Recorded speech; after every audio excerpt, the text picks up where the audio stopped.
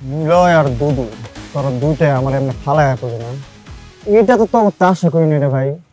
ভাই ওই জায়গায় মিলিয়া ছিল, আমি ডাইরেক্ট কয়ে দিই আমি ভয় পাইছিলাম আয় বসছি।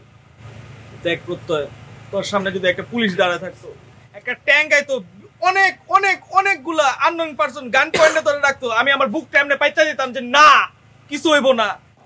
কিন্তু সেখানে কে ছিল? মিমি ছিল। ভয় তো পাইছি, আবার প্রাইভেসির একটা জিনিস আছে, এই জন্য এসে পড়ছি। শোনো ব্রো, তোমরা দুইটা বেইমান, বুঝছো? সব কি মনে করছো ভুলে যাবো? যে কামটা করে আসছো ভুলে যাবো? জীবনেও না।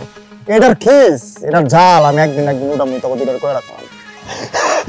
বন্ধু দেখো দেখো, চিন্না রাখো আর ভুললো যেও না, এই যে এটি কিন্তু বন্ধু না, এটি দুধের মাছি। বেশি কথা মনে হচ্ছে না? হ্যাঁ, তুই উল্টা পাল্টা কথা বলে ভুল এমনি ভুল বানাইতে পারতেছি না। তুই জ্বলন্ত আগুনে ঘি ডালতাছস না? কি ঘি ডালতাছি তুই আমার বুঝা, আমি কোন জায়গায় ঘিটা ডালতাছি? যেটা সত্যি সেটাই আমি কইতাছি। এই যে তোরা যেটা করছিস সেটা কি ঠিক করছিস? ঠিক তো করছিস নাই। তোকে জায়গায় যদি আমি থাকতাম তাহলে আমি আমার বন্ধুর রেখা খাইতাম, ওই জায়গায় যদি ট্যাঙ্ক আইতো ওর গার্লফ্রেন্ডে আমি যাইতাম না, আমি আমার বন্ধুর সাথেই থাকতাম।